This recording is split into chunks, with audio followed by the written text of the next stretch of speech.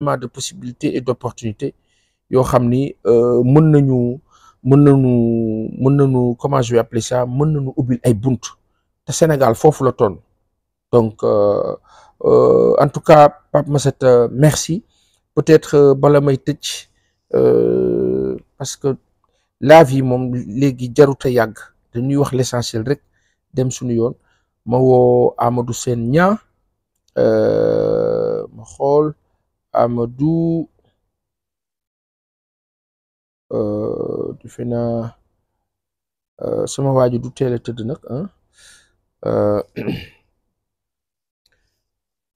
Pape Massata Diack vraiment merci ci xam-xam bi macha allah àdduna nag vécu la bismillah salaamaaleykum. waaleykum salaam. kilifa bi man rek maa la sañ a woo sans aviser la woo la direct dugal la ci antenne bi n'importe quelle heure man rek maa ko sañ. Amadou Sène Niang spécialiste expert en décentralisation nekk ku xarañ ku am expérience ci politique ndax le vécu et la formation nekk sunu wëllëre sunu xarit Amadou nuyu na ma la. maa ngi lay fay baasa. ba ngi si jàmm ba dérangé wu ma la. non du tout. naka bokk ya fële ci Tëngéej. ñu ngi fi ñu ngi si jàmm. naka waa Dangu may bokk. waaw sa mbokk suñu mbokk yi. wala ñu ngi fi wallaay dëkk bu neex ak sa. ñu ngi waaj nawetaan lébu gi. lébu gi ASC. supporters yi gën a mag ci Sénégal. les lions rouges. macha allah les lions rouges wallaay sama xarit yi ndeysaan wallaay maa ngi leen di ziar di leen nuyu bu baax di nuyu ASC yi nekk Rufisque yëpp di nuyu bokk ya fa nekk mais Amadou il paraît que ça bouge beaucoup ci li ñu jot a gis Rufisque. Oui. Rufisque reste quand même tenaillé par de nombreux problèmes urbains. Mais ça bouge. Je dois avouer que je l'avais dit il y a quelques 5 années derrière. Et on allait dans 5 ans, 6 ans, Rufisque dina mel neneen. Oui. Parce que j'étais au courant au regard de ma posture. D'un certain nombre de projets entrepris par l'État. D'abord la fermeture du canal, qui devient de plus en plus effectif, le grand canal de l'Ouest, moo jaaroon buntu passage à niveau. Jëm CDEPS. Aussi le boulevard Maurice Gueye qui sera un peu ñu def ko 2 fois 2 voies. Vous savez dañ ko jële woon Patte d'Oie ba buntu Rufisque juuti bi. 2 fois 2 voies. Après ñu tëb déparé Bata. 2 fois 2 voies ba Diamniadio. Pourquoi à Rufisque nekkul woon 2 fois 2 voies? C'était une option de Mbaye Jacques Diop. Je me rappelle. Wallaay amiin. Et il avait raison. Oui, loolu sorte d'autoroute la. Et le problème reste et demeure. J'ai lu récemment mon grand frère Yatma Fall, président de la Fédération des personnes handicapées de l'Afrique de l'Ouest, faire le plaidoyer sur le caractère non inclusif de l'infrastructure. Parce que pour nekk autoroute pour traverser Tëngéej la, c'est Rufisque, c'est 6 kilomètres de Rufsac à Bata.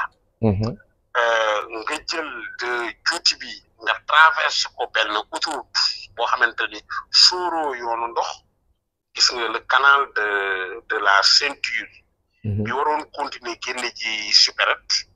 Gis nga ndox bi waroon bi jugee ginnaaw bloc wala traverse route nationale dugg Marina dem géej rek suuruñu yoonu ndox benn suuruñu yoonu nit ñi. Il a fallu pour ce qui est par exemple du TER ñun leen ñaata passerelle ngeen ñuy defar. Au début APIX avait dit sur une passerelle tous les 800 mètres. Nous on avait fait le plaidoyer pour une passerelle tous les 300 mètres pour nit ñi mën a jéggi. Donc infrastructure yu mel noonu da ngay sóor yoonu ndox, sóor yoonu nit ñi, sóor yoonu oto, sóor yoonu mala yi.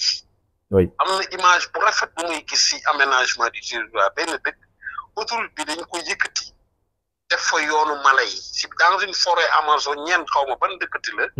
pour mala yi mën a traverser mel ni dañ ko defar genre pont. pont boo xamante ni dañ fa def verdure pour mala yi bu ñuy jéggi comme par exemple la forêt classée de Mbao. oui. mala yi nekk de part et d'autre du ñu mën a jéggi parce qu'on n'a pas prévu yoonu mala yi donc pour dire que infrastructure yi baax na bu Rufisque bi baax na dina changer xar kanam gi gis nga li jot a pare diggante Bata ba Supérette nga mëri na gis nga ni mu éclairé foo am ni mu rafete pour le voir bu mel noonu départ Bata ba juuti bi sur 4 kilomètres amul fenn ci Afrique de l'Ouest donc buñ ko aménagement paysager def des comment dire le mobilier urbain bi mu àndal je crois que Rufisque peut être davantage attrayante daan nañ ko wax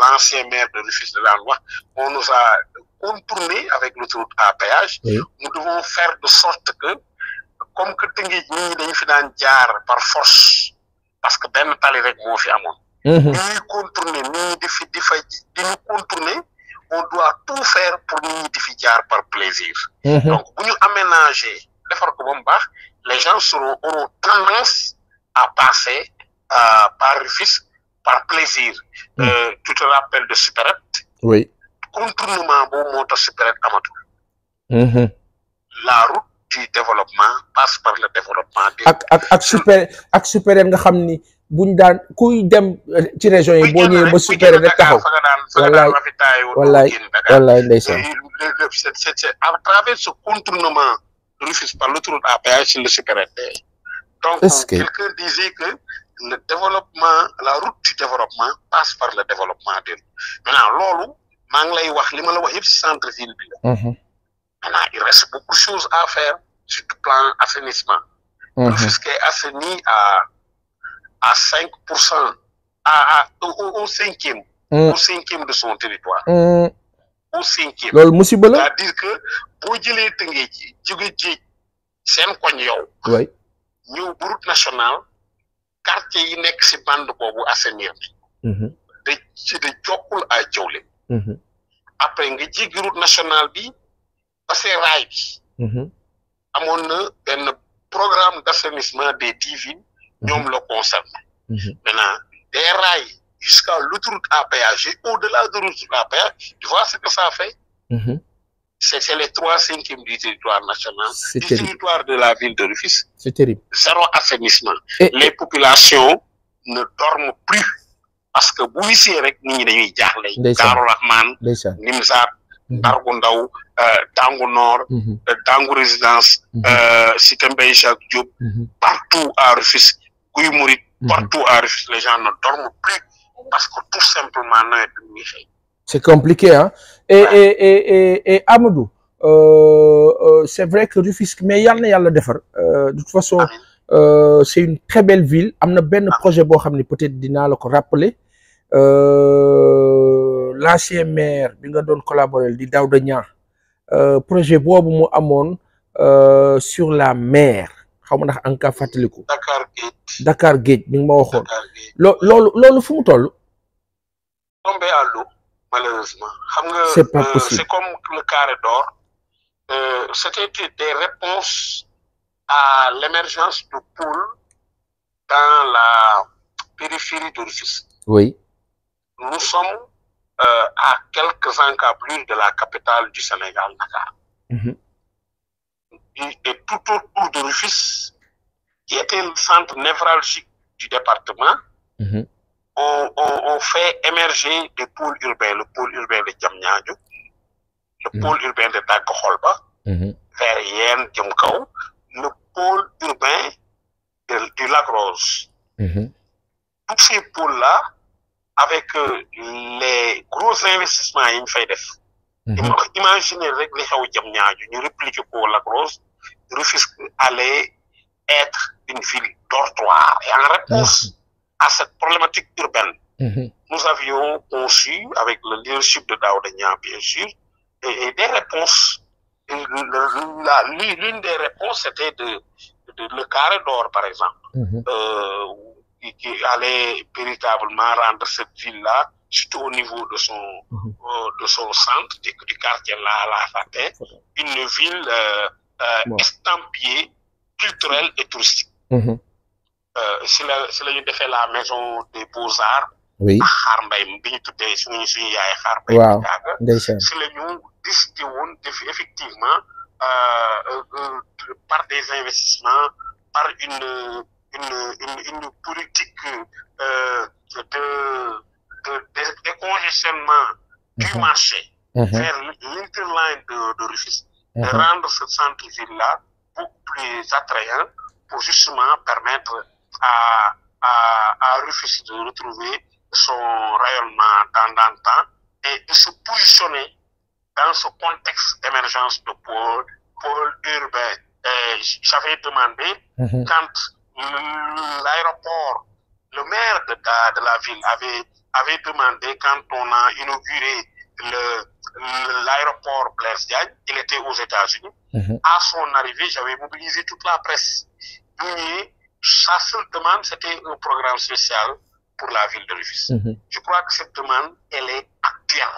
Elle est de plus en plus actuelle.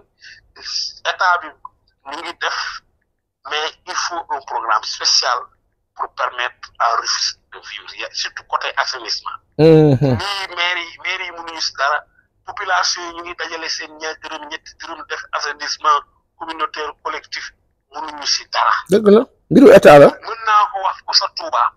Touba ca kanam mënul dara si assainissement. dëgg la. État moo ko mën. Donc il faut que état bi, pour certaines villes, avec leur potentiel démographique, avec leur positionnement historique, et même pour la promotion touristique du pays, l'État dafa war a def un programme spécial pour leur permettre de sortir du gouffre. Maintenant, au plan global, ce pays-là peut réussir. Parce que il y a 1 an, 2 ans, que mënuñu continuer di ndóol lu mët 15 ans. Sénégal. Mënul ne. Inchallah. J'entends beaucoup de discours. Ñu ngi reyante, ñu ngi waxante lu bon, ñu ngi def lu ne, mais na nit ñi dal. Na nit ñi dal de pacifier l'espace public. Après loo fi mën def boo wéetee da ngay rus. Ouais. Nga nekk pouvoir, nga nekk opposition. Après da ngay rus. Ñëpp ñoo bokk ndey ak baay. Ce qu'il faut, c'est que ce pays est à la croisée des chemins. On a un fort potentiel, de réelle potentialité, surtout au niveau des ressources territoriales. Le zircon est là, le pétrole est là, le gaz est là. Si on a une intelligence collective, on est comme une farme, mais qu'on soit ensemble pour les questions de souveraineté, pour les questions d'intérêt national, qu'on soit ensemble, nous nous développer. On est 20 millions, nous 30 millions. Nous avons si gaz, si pétrole, le Nigeria, ils sont près de 200 millions d'habitants. Oui. Et nous sommes tous. Li xew tay ci aduna bi dans bo defé toute géopolitique nga xol li xew ci aduna bi autour du gaz et de l'eau. Même parce que la crise mondiale prochaine sera autour de l'eau. Exactly. C'est annoncé depuis 2000. Exactly. Depuis 2000, ouais. On est un pays qui est entouré de l'eau. Pour les ressources comme le pétrole, comme le gaz, pour nous les golfe on est là avec notre gaz. On peut approvisionner l'Europe, on peut approvisionner l'Amérique. Oui. On peut être en concurrence réelle avec le Nigeria parce que nous, on peut être en concurrence directe avec le Maghreb parce que on souhaite rien au Moyen-Orient, au Proche-Orient,